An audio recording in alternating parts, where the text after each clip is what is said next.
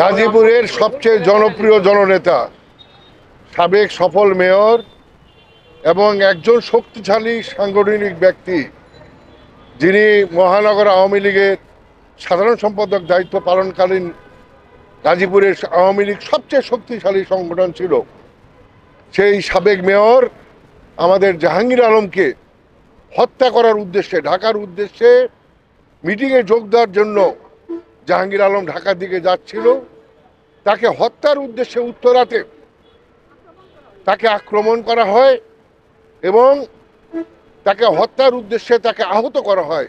মাথায় আঘাতপ্রাপ্ত হয়, 17টা শিলি হয়েছে এবং তার সাথে আরও যে 3-400 ছিল যারা দলীয় কর্মী ছিল, তাদের মধ্যে জুয়েলকে নৃশংসভাবে হত্যা করা হয় এবং হত্যা করে তারা ক্ষান্ত হয় নাই।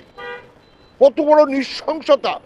তারা গাছে ঝুলিয়ে হত্যা করার পরে তার লাশটাকে গাছে ঝুলিয়ে, রড দিয়ে গাছে ঝুলিয়ে রেখেছিল এবং 4 ঘন্টা পুলিশ যাওয়ার আগ পর্যন্ত পুলিশ যদি জাহাঙ্গীর আলমকে যদি উদ্ধার না করত, তাহলে জাহাঙ্গীর আলমেরও তো তারা হত্যা করার উদ্দেশ্যেই তারা তাদের ইচ্ছা পূরণ করতে পারত।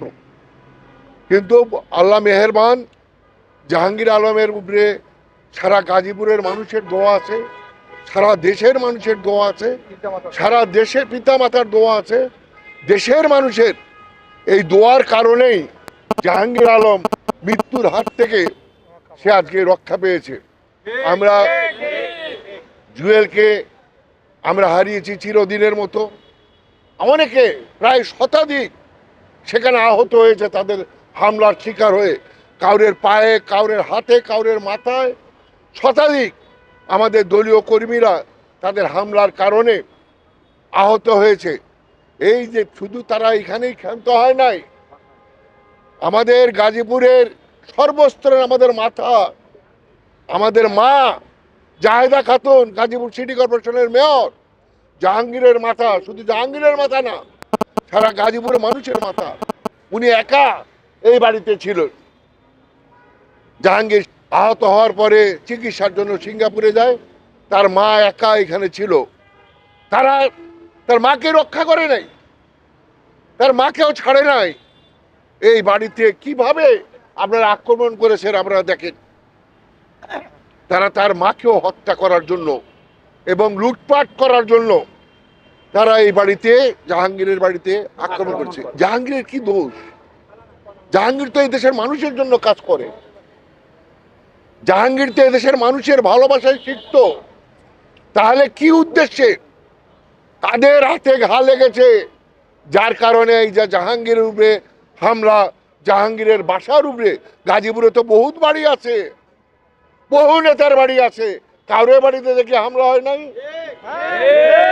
শুধু জাহাঙ্গীর আলমের বাড়িতে আজকে হামলা হলো। আমরা এই ঘটনা নিন্দা জানাই, তীব্র নিন্দা জানাই আমরা। এবং জুয়েলের হত্যাকারী যারা এবং বাসাতে যারা হামলা করেছে তাদের দৃষ্টান্তমূলক শাস্তি দাবি করি। আজকে বীর মুক্তিযোদ্ধারা আজকে সব এখানে চলে আসছে জাহাঙ্গীরের এই অবস্থা দেখার জন্য, জাহাঙ্গীরের বাড়ির এই ভাঙচুরের অবস্থা দেখার জন্য। আজকে গাজীপুরের দলীয় কর্মীরা, নেতা কর্মীরা আজকে সব চলে আসছে আজকে সহানুভূতি জানানোর জন্য। আমরা গাজীপুরের মানুষ, এটা স্পষ্ট, গাজীপুরের মানুষ জাহাঙ্গীরের সাথে ছিল, জাহাঙ্গীরের সাথে আছে, ভবিষ্যতেও ইনশাল্লাহ জাহাঙ্গীরের সাথে থাকবে।